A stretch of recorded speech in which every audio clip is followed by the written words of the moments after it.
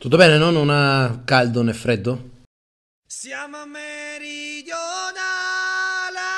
siamo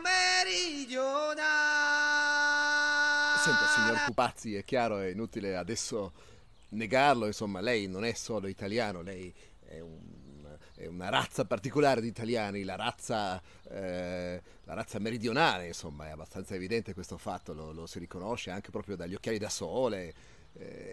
Quindi mi dica, lei come italiano del sud, insomma, si sente, caro signor Pupazzi, si sente in qualche modo anche particolarmente sfavorito in questo paese ostile.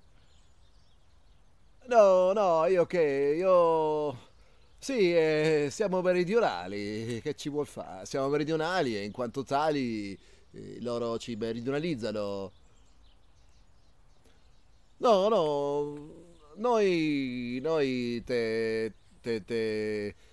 tedeschi del sud, molto sud, noi in quanto